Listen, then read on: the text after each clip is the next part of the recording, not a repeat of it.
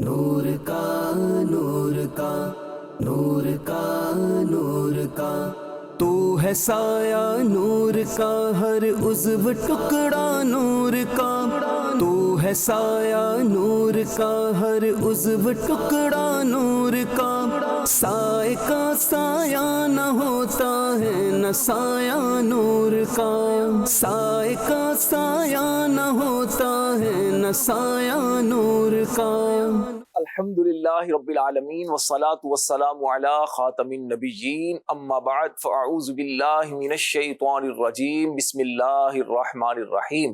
الصلاة والسلام علیک یا رسول اللہ وعلی آلک واصحابک یا حبیب اللہ، الصلاة والسلام علیک یا نبی اللہ وعلی آلک واصحابک یا نور اللہ۔ مدنی چینل کے ناظرین، آپ دیکھ رہے ہیں پروگرام نور والے نبی صلی اللہ علیہ وسلم۔ پیارے آقا صلی اللہ علیہ وآلہ وسلم سے محبت ایمان کی جان ہے۔ نبی پاک علیہ السلام سے محبت اطاعت پر ابھارتی ہے۔ نبی پاک علیہ السلام سے محبت اور آپ کی اطاعت کا حکم رب تبارک و تعالی نے قرآن مجید میں بیان کیا ہے۔ نبی پاک علیہ السلام سے محبت کرنے والا آپ کی سنتوں پر بھی عمل کرے گا۔ نبی پاک علیہ السلام سے محبت میں صحابہ کا انداز کیا ہوا کرتا تھا، محبت میں کن باتوں کا خیال کرنا چاہیے، اس طرح کی بہت ساری باتیں انشاءاللہ الکریم آج ہمارے اس پروگرام کا حصہ ہوں گی۔ سب سے پہلے درود پاک کی فضیلت کو شامل کرتے ہیں۔ اللہ پاک کے پیارے اور آخری نبی مکی مدنی عربی قرشی صلی اللہ علیہ وآلہ وسلم کا فرمان نور بار ہے۔ فرمایا، تم اپنی مجلسوں کو مجھ پر درود پاک پڑھ کر آراستہ کرو، بے شک تمہارا مجھ پر درود پاک پڑھنا قیامت کے دن تمہارے لیے نور ہوگا۔ صلو علی الحبیب صلی اللہ علی محمد وعلی آلہ وصحبہ وبارک وسلم۔ مدنی چینل کے ناظرین، الحمدللہ آج ہمارا جو پروگرام ہے نور والے نبی، اس کا موضوع ہے نور والے نبی صلی اللہ علیہ وسلم کی محبت۔ نور والے نبی صلی اللہ علیہ وسلم سے محبت کیسے دلوں کے اندر بڑھے، قرآن کریم اور احادیث کریمہ میں ہماری اس معاملے میں کیا رہنمائی کی گئی ہے، اور اس کے علاوہ صحابہ کرام کے محبتوں بھرے واقعات سنیں گے انشاءاللہ۔ عشق رسول میں بہت اضافہ ہوگا۔ الحمدللہ ہمارے ساتھ بزرگ مبلغین موجود ہوتے ہیں، اور آج بھی ہمارے ساتھ جو نعت خواہ ہیں ماشاءاللہ بڑے خوبصورت انداز میں نعت نہ صرف پڑھتے ہیں بلکہ سمجھتے بھی ہیں۔ آئیے سب سے پہلے کلام کی جانب بڑھتے ہیں، پھر ہمارے جو مبلغین ہیں ان مبلغین سے آپ کو انشاءاللہ گفتگو بھی سنوائیں گے۔ صلو علی الحبیب صلی اللہ علی محمد۔ عمران بھی کون سا کلام سنائیں گے آج آپ ہمیں؟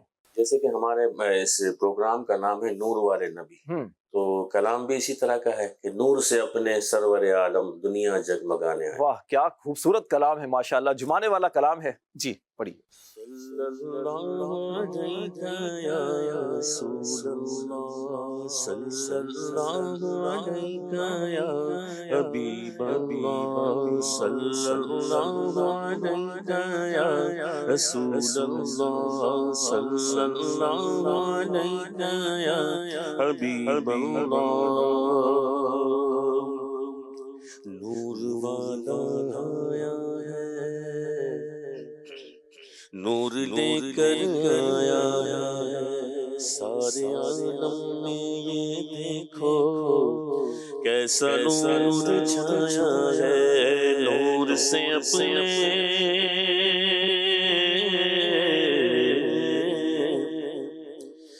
نور سے اپنے سرور عالم، نور سے اپنے سرور عالم دنیا جگمگانے آئے، دنیا جگمگانے آئے، غم کے مارو غم کے مارو دکھیاں روکو، غم کے مارو دکھیاں روکو، سینے سے لگانے آئے، دنیا جگمگانے آئے، دنیا جگمگانے آئے۔ نور سے اپنے سرور عالم، نور سے اپنے سرور عالم دنیا جگمگانے آئے دنیا جگمگانے آئے ہم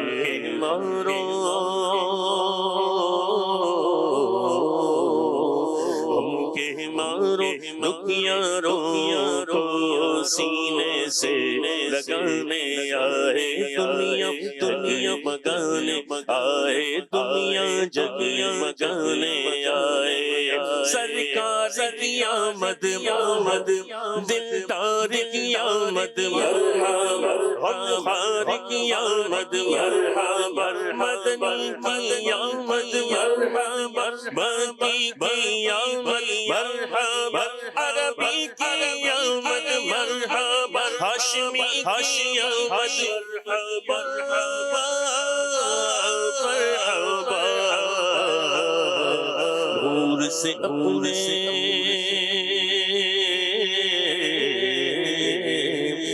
نور سے اپنے سرور عالم دنیا جگمگانے آئے دنیا جگمگانے آئے دنیا جگمگانے آئے اللہ کی قدم شان ہے یہ انسان انسان وہ انسان ہے یہ قرآن تو ایمان بتاتا ہے انہیں اور ایمان یہ کہتا ہے میری جان ہے یہ نور نگاہ ہے انبیاء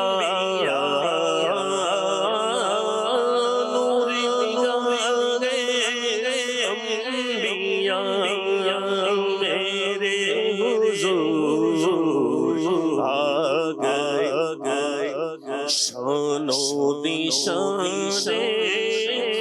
میریا شان و نشان میریا میرے حضور آ گئے حور سے اپنے حور سے اپنے حور سے اپنے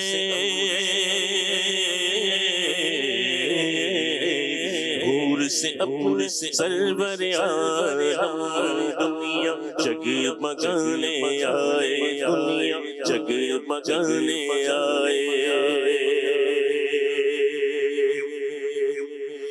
نکھرا ہوا ہے روح گل نکھرا ہوا ہے روح گل پھیلی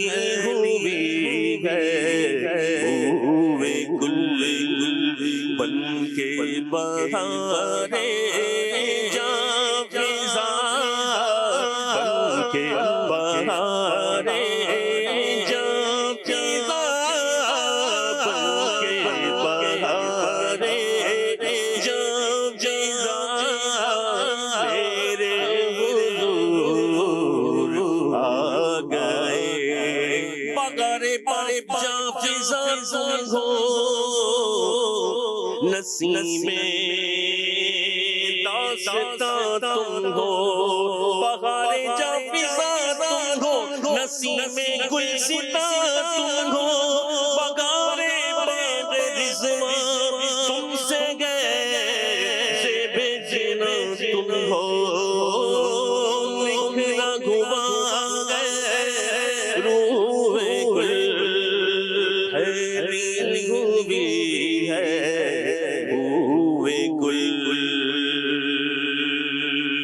بن کے بہارے جاں فضا بن کے بہارے جاں فضا میرے حضور آ گئے سرکار की आमद मरहबा, दिलदार की आमद मरहबा, आका की आमद मौला की आमद मरहबा, मकी की आमद मरहबा, मदनी की आमद मरहबा, हाशमी की आमद मरहबा, बनके बहारे जा जैसा मेरे हुजूर आ गए, नूर से अपने नूर से अपने नूर से अपने नूर से अपने सरवर आदम दुनिया जगमगाने आए, दुनिया जगमगाने आए, अश्कों से भर के झोलियां, अश्कों से भर के झोलियां, आंखें बिछा दो राहों में,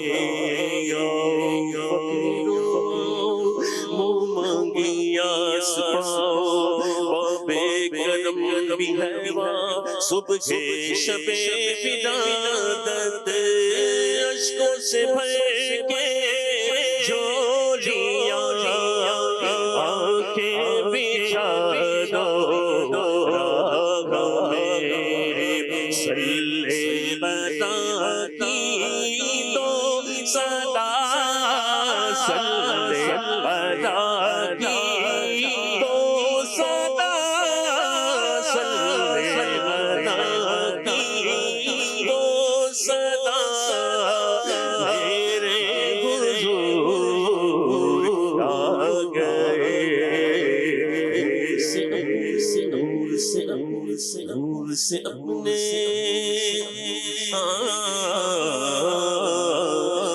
से अपने सरवर आलम दुनिया जगमगाने सुभान अल्लाह, नूर से अपनी सरवर आलम दुनिया जगमगाने आए। क्या शान है प्यारे आका सल्लल्लाहु अलैहि व आलिहि वसल्लम की। मदनी चैनल के नाज़रीन, आप प्रोग्राम देख रहे हैं नूर वाले नबी, और आज का जो मौजू है वो है नूर वाले नबी सल्लल्लाहु अलैहि वसल्लम की मोहब्बत। मोहब्बत कैसी होनी चाहिए, मोहब्बत का मयार क्या होना चाहिए, किससे मोहब्बत होनी चाहिए, मुसलमान की नबी पाक से मोहब्बत का अंदाज क्या होना चाहिए। बहुत सारी इस तरह की बातें हैं जो हम अपने मुवल्लिगीन से आज इंशाअल्लाहुल करीम करेंगे और इनसे जवाबात भी लेंगे। मुवल्लिगीन का तारुफ आपको कराता चलूं। हमारे साथ बुजुर्ग मुवल्लिग हैं हाजी गुलाम नबी अत्तारी भाई। कैसे गुलाम नबी भाई? अल्हम्दुलिल्लाह, तबीयत ठीक है? अल्लाह ताला का शुक्र है माशाल्लाह। और दूसरे हमारे मुवल्लिग इस्लामी भाई हैं अब्दुल अहद अत्तारी भाई। वैसे अब ये इनको बुजुर्ग कहा जाए, जवान कहा जाए तो है तो माशाल्लाह जवानी ही झलकती है अब ये, लेकिन बुजुर्गों में है। तो अब्दुल अहद भाई, आप किस में शुमार होते हैं? कैटेगरी बुजुर्गों की जो है वो आ गई है। 50 साल से ऊपर बुजुर्ग कहना शुरू कर दिया जाता है। बिल्कुल ऐसा ही है। और 60 साल की उम्र वाले को जो है ना वो खास बूढ़ा शख्स कहा जाता है। तो अब आप जो समझ लें माशाल्लाह। और इसके इन बिटवीन हूँ मैं, अल्हम्दुलिल्लाह 50 और 60 के दरमियान हूँ। अल्लाह पाक सलामत रखे 56 आपको। ईयर्स मेरी उम्र है। अल्लाह ताला आपको दराज़ी उम्र बिल खैर अता फरमाए। आमीन आमीन। बाद इस्लामी ऐसे होते हैं गुलाम नबी भाई के सदाबहार होते हैं जिनको देखकर वाकई तबीयत खुश होती है। और मैं जब मदनी चैनल पर आना शुरू हुआ था तो कुछ ही अरसे बाद अब्दुल अहद भाई को, मुझे नहीं पता याद होगा या नहीं, तो अब्दुल अहद भाई खुले सल्ले अला कहते कहते भी करते थे। तो इनके साथ सिलसिलों में शामिल होने का मौका मिलता था। उस वक्त ये होस्ट होते थे, हम यहाँ पर बैठे होते थे। बड़ा खूबसूरत अंदाज है अब्दुल अहद भाई का। इंशाल्लाह गुफ्तगू सुनेंगे तो मज़े को भी मज़ा आएगा। और ख़ास तौर पर कभी अल्लाह करे वो सिलसिला भी ऐसा हो अब्दुल अहद भाई के साथ करने का मौका मिले, मक्के मदीने के बारे में, हज के बारे में, वो जिस अंदाज से माशाल्लाह गुफ्तगू फरमाते हैं अब्दुल अहद भाई, और चूँकि तजर्बात भी हैं माशाल्लाह, शोबा भी है, तो इससे बहुत सारी हिकमत वाली, इश्क रसूल वाली, आशिकों के जज्बात जैसा माशाल्लाह करीब से ये देखते हैं। तो भी इंशाल्लाह इस पर भी इनसे गुफ्तगू करेंगे। लेकिन आज हमारा मौजू है प्यारे आका सल्लल्लाहु अलैहि वसल्लम की मोहब्बत के बारे में। اس وقت کے جو غیر مسلم تھے، یہودی تھے، وہ کہا کرتے تھے ہم اللہ کے محبوب ہیں، ہم اللہ کے بیٹے ہیں، معاذ اللہ. اتنا زیادہ ان کو اپنے اوپر ایک گمان تھا کہ ہم اللہ کے بہت زیادہ محبت کرنے والے ہیں. لیکن ہوتا کیا تھا کہ اب نبی پاک علیہ السلام پر ایمان لانے کے لیے وہ تیار نہیں تھے. کیوں؟ کہتے نہیں ہم تو اتنے محبوب ہیں. کہا اگر ایمان نہیں لے کر آؤ گے تو جہنم میں جاؤ گے. تو نتیجتاً وہ کہتے کہ یار جہنم میں اگر گئے بھی تو کچھ ٹائم کے لیے جائیں گے نا، زیادہ عرصہ تھوڑی رہیں گے. تو پھر ان کو سمجھایا گیا، قرآن کی آیات نازل ہوئیں. اب وہ کون سی آیت نازل ہوئی، کیا ان کو سمجھایا گیا، اس پر انشاءاللہ عبدالاحد بھائی سے بات کریں گے. عبدالاحد بھائی کیا فرماتے ہیں کہ محبت الہی کا دعویٰ کرنے والے اس وقت بھی تھے، آج بھی ہیں. قرآن کریم اس معاملے میں کیا رہنمائی فرماتا ہے سب لوگوں کی؟ یہ صرف ایمان والوں کے لیے خاص نہیں، سب لوگوں کے لیے ہے کہ اللہ سے محبت کی اگر کوئی بات کر رہا ہے تو یہ محبت کا جو دعویٰ سچا کب ہوگا، کیا اس کے لیے ضروری چیزیں ہیں، اس پر کچھ ارشاد فرمائیں. بسم اللہ الرحمن الرحیم. راشد بھائی الحمدللہ عز و جل ہم قرآن کو پڑھتے ہیں اور اللہ پاک کا ہم پر یہ احسان ہے کہ ہمیں تفاسیر بھی الحمدللہ عاشقان رسول کی ملتی ہیں، جن کے ذریعے سے ہمیں یہ بات واضح ہو جاتی ہے کہ اللہ پاک کی محبت حقیقتاً محبت رسول صلی اللہ علیہ وسلم. بالکل. اور یہ جو محبت رسول صلی اللہ علیہ وسلم ہے یہ ایمان کی جان ہے. بالکل ایسا ہی. اور قرآن مجید میں اللہ پاک ارشاد فرماتا ہے، اور یہ سورہ آل عمران آیت نمبر 31 میں اللہ پاک نے ارشاد فرمایا، قل ان کنتم تحبون اللہ فاتبعونی یحببکم اللہ ویغفر لکم ذنوبکم واللہ غفور رحیم. اس کا ترجمہ اس طرح ہے کہ حبیب صلی اللہ علیہ وسلم آپ فرما دیجئے کہ اے لوگو، اگر تم اللہ سے محبت کرتے ہو تو میرے فرما بردار بن جاؤ. اللہ تم سے محبت فرمائے گا اور تمہارے گناہ بخش دے گا، اور اللہ بخشنے والا مہربان ہے. سبحان اللہ. سبحان اللہ. ایک بالکل یوں سمجھے ایک لائن کے اندر پوری گائیڈ لائن دے دی گئی ہے راشد بھائی ہمیں کہ اللہ سے محبت کا معیار کیا ہے. سبحان اللہ. سبحان اللہ. اور اسی کی تفسیر میں تفسیر سراج الجنان میں بہت ہی پیاری تفسیر لکھی ہے، اور اس آیت سے معلوم ہوا کہ اللہ پاک کی محبت کا دعویٰ جب ہی سچا ہو سکتا ہے کہ جب آدمی سرکار دو عالم صلی اللہ تعالی علیہ وآلہ وسلم کی اتباع کرنے والا ہو اور حضور اقدس صلی اللہ علیہ وسلم کی اطاعت کو اختیار کرنے والا ہو. سبحان. حضرت عبداللہ بن عباس رضی اللہ تعالیٰ عنہما سے مروی ہے کہ سرکار صلی اللہ علیہ وسلم قریش کے پاس تشریف لائے، اور جنہوں نے جو ہے وہ خانہ کعبہ میں بت سجا رکھے تھے اور خوب سجا کر ان کو سجدہ کیا کرتے تھے. تاجدار مدینہ صلی اللہ تعالی علیہ وآلہ وسلم نے فرمایا، اے گروہ قریش، اللہ پاک کی قسم تم اپنے آبا حضرت ابراہیم اور اسماعیل علیہ السلام کے دین سے ہٹ گئے ہو. قریش نے کہا ہم ان بتوں کو اللہ پاک کی محبت میں پوچھتے ہیں تاکہ یہ ہمیں اللہ پاک سے قریب کریں. یہ آیت کریمہ نازل ہوئی اور انہیں بتا دیا گیا کہ اگر اللہ پاک سے محبت رکھتے ہو تو اللہ کے نبی صلی اللہ علیہ وسلم کی اطاعت اور فرما برداری کرنے والے بن جاؤ. عبدالاحد بھائی یہاں پر دیکھیے قابل غور بات وہ یہ ہے کہ مطلب یہ کہا جا رہا ہے، ان کا دعویٰ کیا تھا کہ ہم اللہ سے محبت کرتے ہیں، اور اللہ پاک کیا فرما رہا ہے، میرے نبی کی پیروی کرو. بالکل ایسے ان کے پیچھے چلو، ان کے لائے ہوئے دین کو اختیار کرو. یعنی اگر کوئی بندہ اللہ کا محبوب بننا چاہتا ہے تو اس کے لیے پہلا اسٹیپ کیا ہے کہ وہ نبی پاک علیہ السلام کے لائے ہوئے دین کو اختیار کرے اور نبی پاک علیہ السلام کی اتباع، پیروی اور اطاعت کرے. تو پھر اسے کہنے کی ضرورت نہیں ہے کہ وہ اللہ کا محبوب ہے، بلکہ اللہ نے خود ہی فرما دیا یحببکم اللہ، اللہ اسے محبوب بنا لے گا. سبحان اللہ. دعویٰ اسی صورت میں درست ہوگا کہ جب اس کی دلیل ہوگی. سبحان اللہ. اور یہ دلیل ہی یہی ہے کہ اطاعت رسول، ایمان لائے اللہ کے رسول پر، پھر ان کی اطاعت اور فرما برداری کرے. کیونکہ اطاعت اور فرما برداری کرے گا تو ہی یہ ثبوت ہوگا کہ انہوں نے اللہ سے محبت کا دعویٰ کیا ہے۔ اچھا دیکھیں، یہ تو ماشاءاللہ اللہ تعالیٰ سے محبت کی ایک دعویٰ اور اس کی دلیل کی بات پتہ چل رہی ہے۔ عبدالحق بھائی کیا فرماتے ہیں، نبی پاک علیہ السلام کی اطاعت کی جب ہم بات کر رہے ہیں تو سرکار دو عالم صلی اللہ علیہ وسلم کی اطاعت کا جذبہ کیسے پیدا ہوگا؟ کیا بغیر محبت کے اطاعت ہو سکتی ہے؟ محبت جو ہے نا اطاعت کراتی ہے، سبحان اللہ۔ اور جو محب ہوتا ہے نا وہ محبوب کی ہر بات کو ماننے کے لیے تیار ہو۔ واہ، بہت خوب۔ کہ آپ اگر کسی سے محبت کرنا چاہتے ہیں، کسی سے محبت کا دعویٰ کرتے ہیں، تو یہ لازمی ہے کہ آپ جس سے محبوب بنا رہے ہیں اس محبوب کی ہر ادا، اس کا ہر طریقہ، اس کی ہر بات کی آپ اتباع کریں، اطاعت کریں۔ اچھا بندہ سوچتا ہے، کوئی اس میں سوچ بھی کیا کہ اطاعت کرنی چاہیے نہیں کرنی چاہیے؟ یہ تو محبوب بنانے سے پہلے سوچنا ہے نا۔ اللہ، جب محبوب بنانا ہے تو پھر سوچنا کیا، ٹھیک ہے، یعنی یہ سوچ تو پہلے کہ مجھے محبوب ان کو بنانا ہے یا نہیں بنانا ہے۔ ٹھیک ہے۔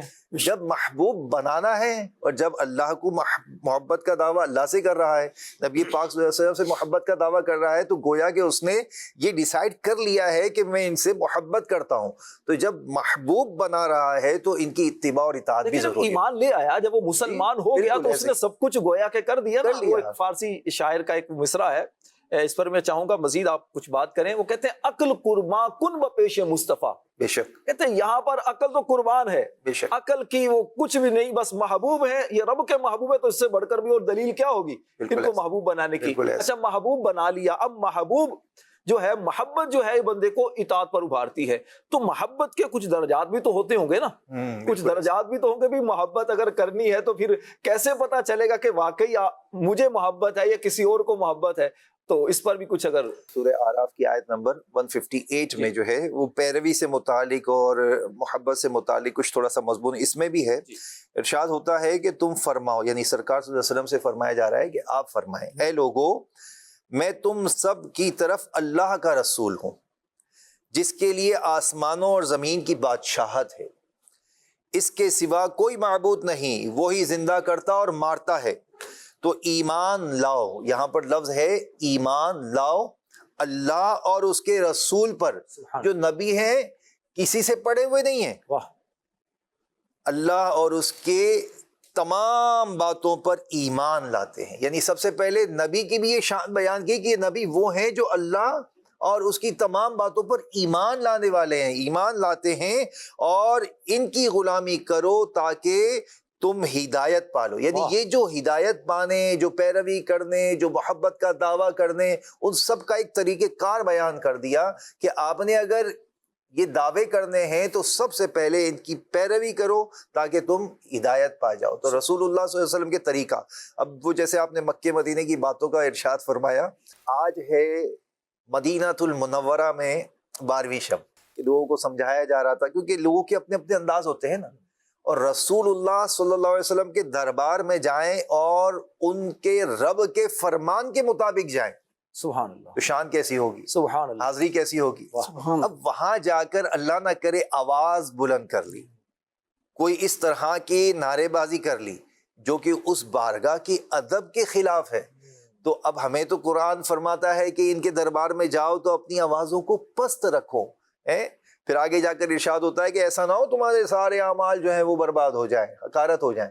تو ہمیں تو ایک گائیڈ لائن مل گئی نا، اور قرآن بتا رہا ہے، اللہ کا فرمان ہے کہ نبی کے دربار میں جانے کے بھی آداب ہیں، تو ان سے محبت کا دعویٰ کرنے والا ساری چیزیں پھر عبدالحق بھائی محبت رسول کروائے گی نا، جتنی محبت ہوگی تو اتنا زیادہ انسان کو ادب کی طرف ابھارا جائے گا۔ غلام نبی بھائی کیا فرماتے ہیں ماشاءاللہ، قرآنی کچھ آیات کے حوالے سے تفسیر کے روشنی میں عبدالحق بھائی نے کچھ باتیں ارشاد فرمائیں کہ ایک تو اللہ سے محبت تبھی سچی ہوگی جب نبی پاک علیہ السلام کی اطاعت ہوگی، پھر نبی پاک علیہ السلام کی غلامی اختیار کرنے کا قرآن میں حکم دیا گیا۔ پھر غلامی میں بندہ کب آئے گا؟ کہ جب اس کے دل میں محبت ہوگی۔ اب محبت کیسے دل کے اندر پیدا ہوگی، یہ بھی ایک الگ چیزیں ہیں نا، کچھ چیزیں ہیں کہ آپ اس پر بھی انشاءاللہ دونوں سے بھی میں سنوں گا۔ ایک تو یہ ہوتا ہے کہ محبوب کا ذکر خیر کثرت سے سنا جائے، محبوب کا جتنا ذکر کیا جائے گا، ذکر سنا جائے گا، تو محبت میں اضافہ ہوگا۔ اچھا یہ فرمائیے کہ احادیث پاک میں سرکار دو عالم علیہ السلام سے محبت کا کس طرح درس دیا گیا ہے؟ مومن کی ایک تو ڈیفینیشن بیان کی گئی، یعنی جس طرح ہر چیز کی ایک ڈیفینیشن ہوتی ہے، تو ایک مومن کی بھی ایک ڈیفینیشن بیان کی گئی ہے کہ حدیث شریف میں ہے کہ تم میں سے کوئی شخص اس وقت تک مومن نہیں ہو سکتا جب تک کہ میں اس کے نزدیک اس کے ماں باپ، اولاد اور تمام لوگوں سے زیادہ محبوب نہ ہو جاؤں۔ تو اس کے لیے مطلب محبوب ہونا ضروری ہے۔ سبحان، پھر اس کی مختلف علماء کرام نے شرح بھی لکھی ہے۔ یعنی سب سے زیادہ اس کے دل میں نبی پاک علیہ السلام کی محبت ہونا ضروری محبت ہونا ہے، ضروری اپنے گھر والوں سے زیادہ، بیوی بچوں سے، ماں باپ سے، سب سے زیادہ اس کے دل میں نبی پاک کی محبت ہونا ضروری ہے۔ محبت ہونا چاہیے۔ بالکل ٹھیک۔ تو حضرت قطان رحمۃ اللہ علیہ نے اس کی مطلب تھوڑی تشریح فرمائی ہے، مزید فرمایا ہے کہ معلوم ہوا کہ امتی پر نبی کریم صلی اللہ علیہ وسلم کا حق والدین، اولاد اور تمام لوگوں سے زیادہ ہے، سبحان اللہ۔ اس لیے کہ نبی پاک صلی اللہ علیہ وآلہ وسلم نے ہمیں دوزخ سے بچایا اور گمراہی سے ہدایت بخشی۔ واہ، اس پر مزید جو ہے شرح لکھی گئی ہے، اور اس میں یہ ہے کہ بخاری شریف کی جو ابھی حدیث شریف بیان کی گئی ہے، حدیث پاک میں والد، اولاد اور تمام لوگوں کا ذکر ہے، یعنی 3 رشتوں کا ذکر ہے۔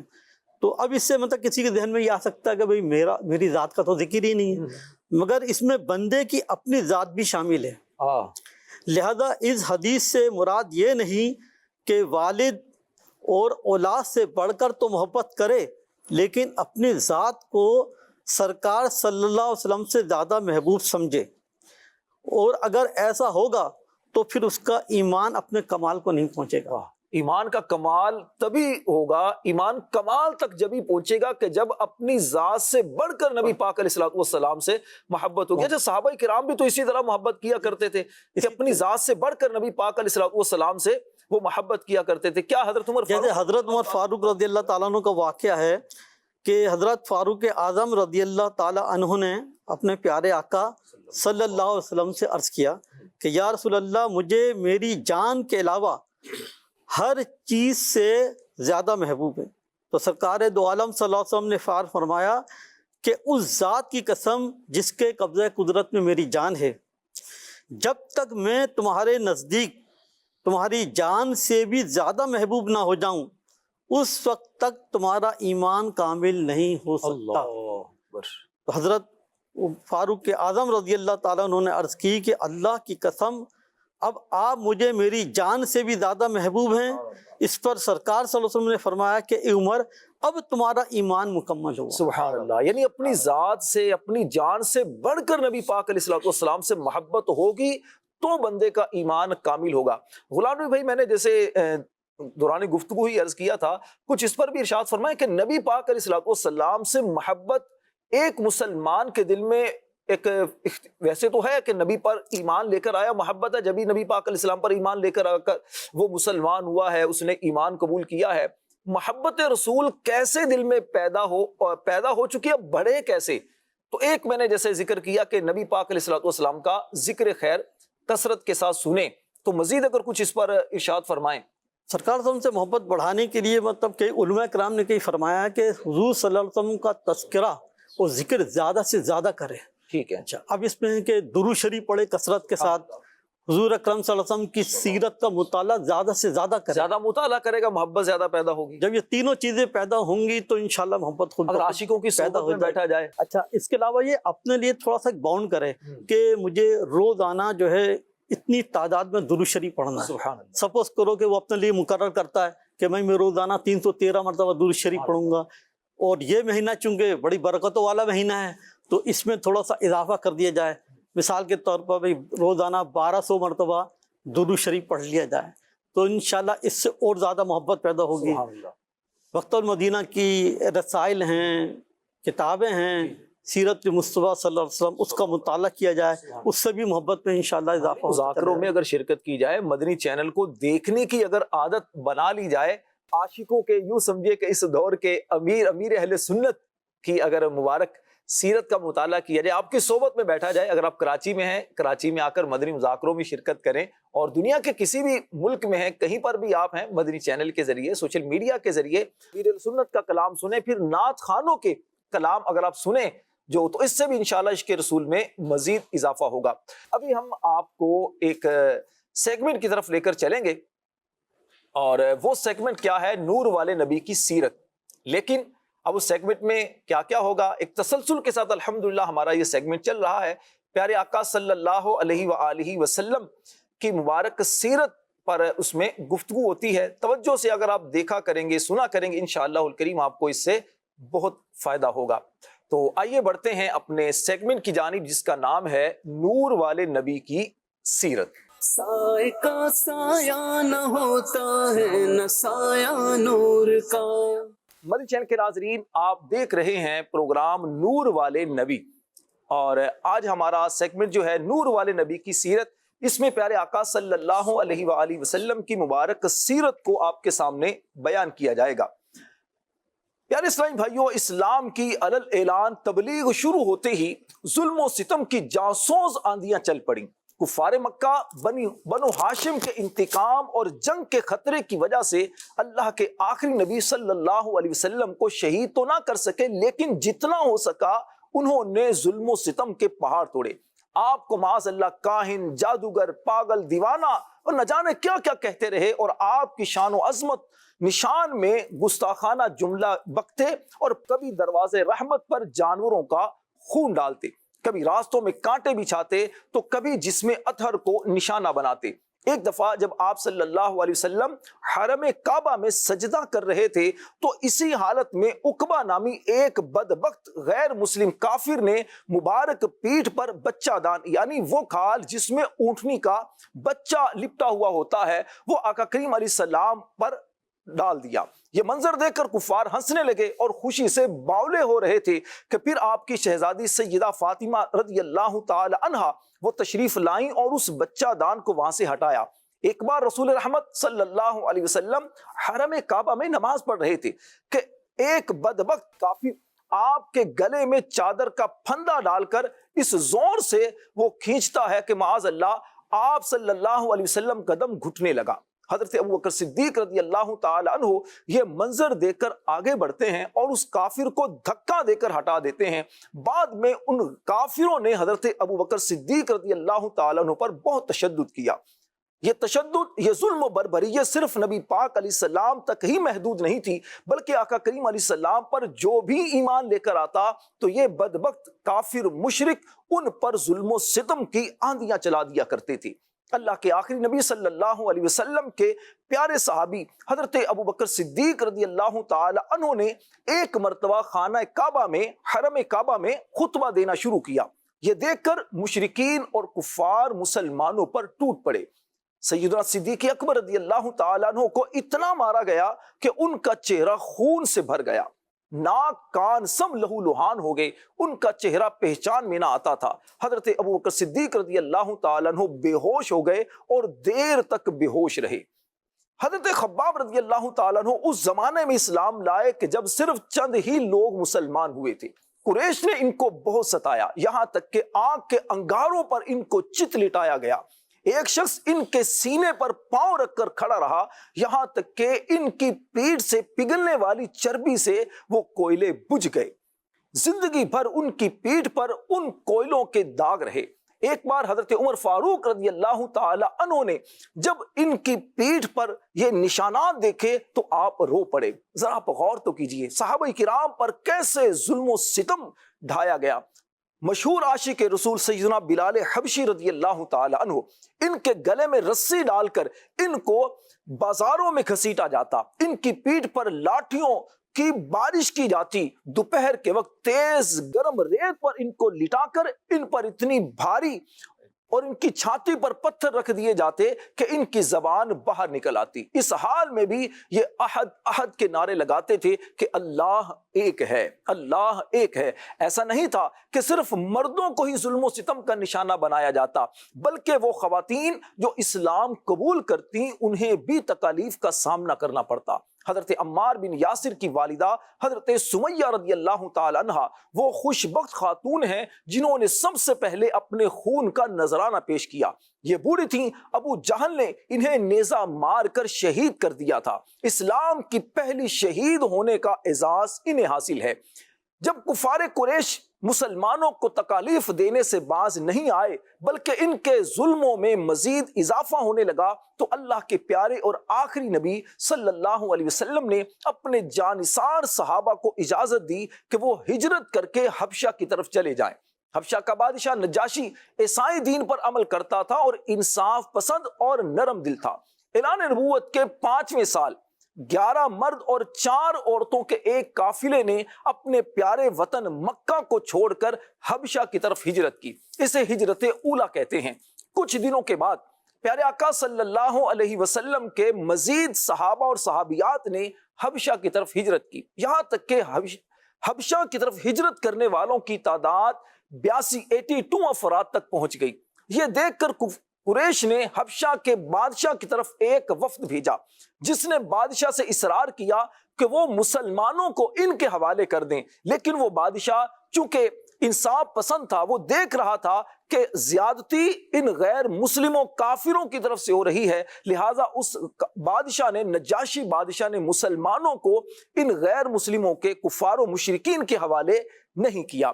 پیارے اسلامی بھائیوں، ایک وقت وہ بھی آیا کہ جب کفار مکہ کو بہت زیادہ ظلم و ستم کی وجہ سے اب کوئی ان کو نظر نہیں آ رہا تھا کہ کوئی ہمیں رسپانس مل سکے، تو اب ان کی خوش فہمی چونکہ یہ دور ہو چکی تھی، اور اب ان کو ایک طرح سے یہ لگتا تھا کہ اگر ہم ظلم و ستم مزید بڑھا دیں، مسلمانوں کو قید کر دیں، تو شاید ہم اسلام کی تحریک کو کمزور کر دیں گے، لیکن ایسا نہیں ہو سکا۔ ان کی جتنی زیادہ کوشش ہوتی تھی اتنا ہی زیادہ مسلمانوں کی تعداد میں اضافہ ہوتا چلا جا رہا تھا۔ اس صورتحال سے وہ آپے سے باہر ہونے لگے۔ تمام سرداران قریش اور مکہ کے دوسرے کافروں نے یہ ایک اسکیم بنائی، ایک پلاننگ کی کہ اللہ کے آخری نبی صلی اللہ علیہ وسلم اور ان کے خاندان کا مکمل بائیکاٹ کر دیا جائے۔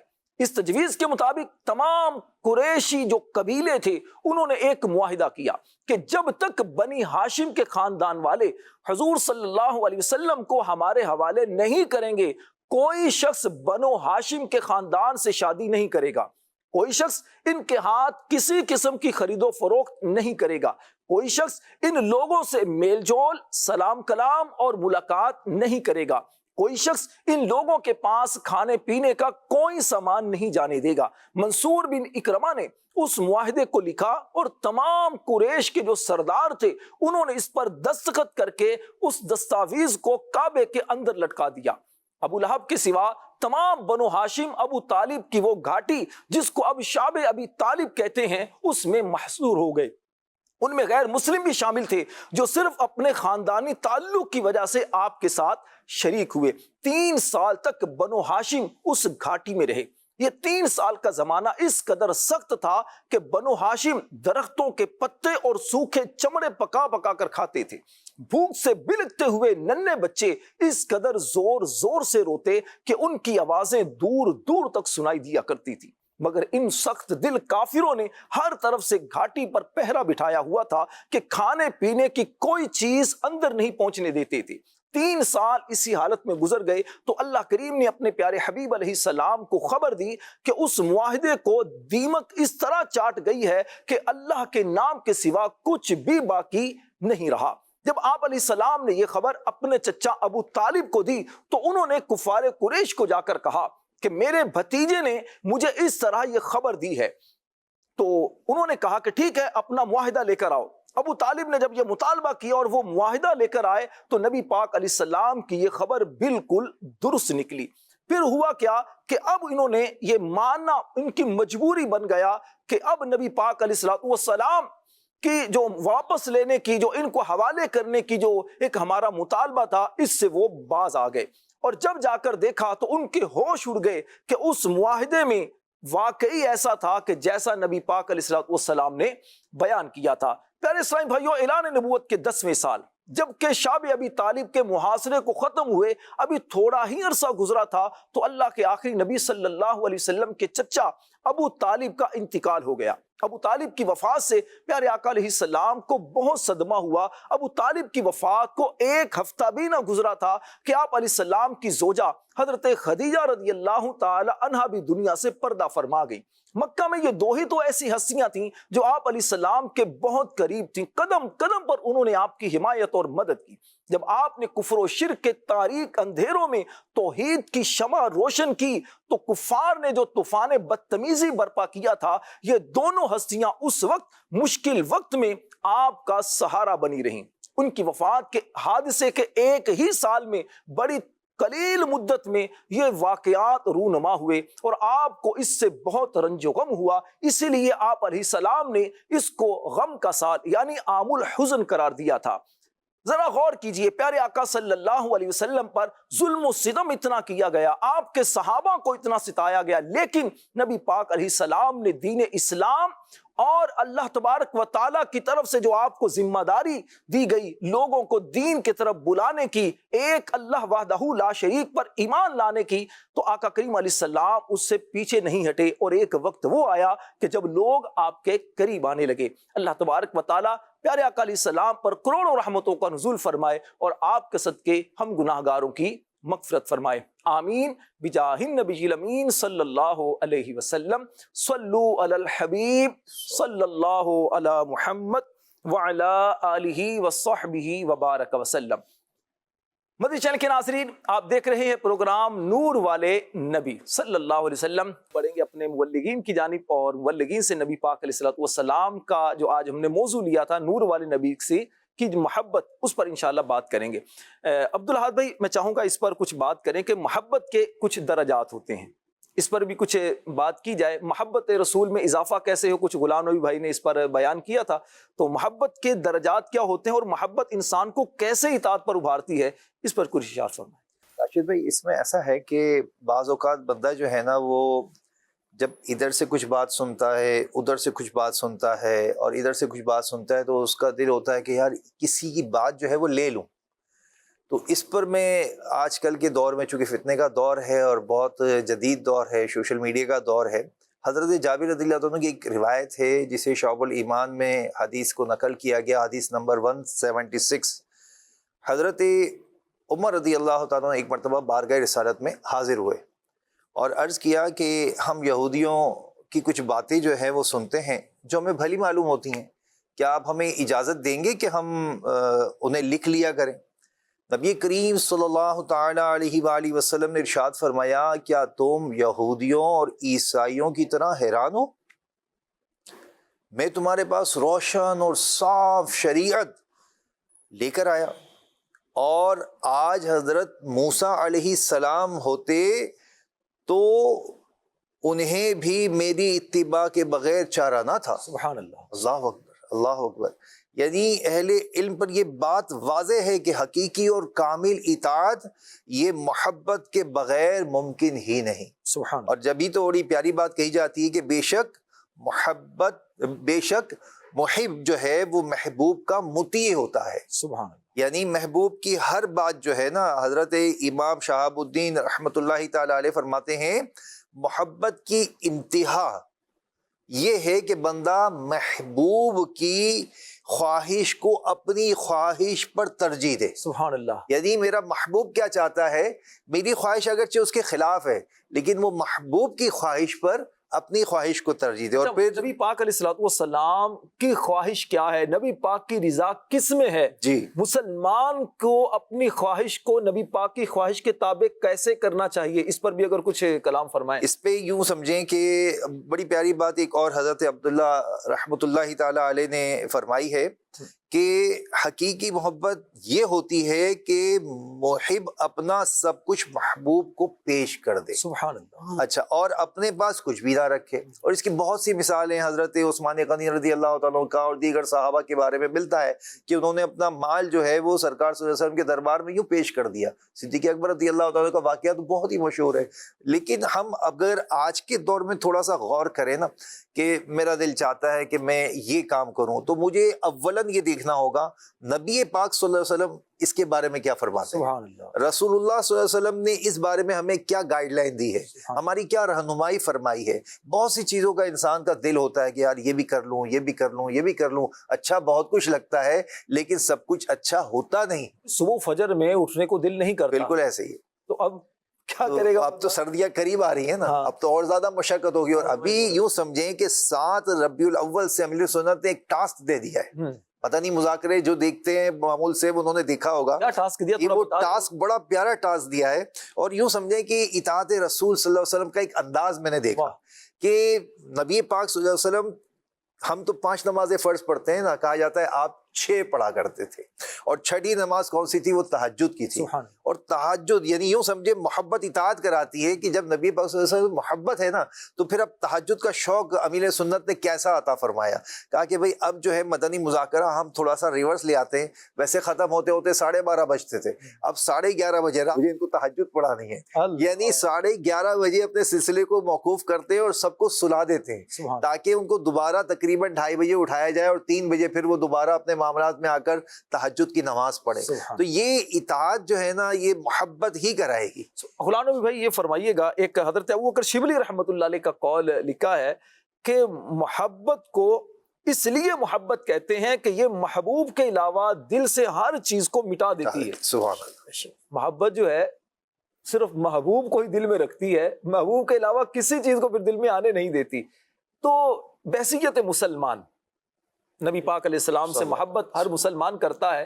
तो कुछ इस पर बुजुर्ग भी सुन रहे हैं, नौजवान भी हैं, उनको कुछ आप रहनुमाई फरमाएं इस मामले में कि कैसे नबी पाक अलैहिस्सलाम की मोहब्बत सीने में रहे, दिल में रहे, इसके अलावा दुनियावी जो मोहब्बतें हैं, दुनियावी जो चीज़ें हैं, नफसानी जो ख्वाहिशात हैं, वो हमारे दिल से दूर हो जाएं।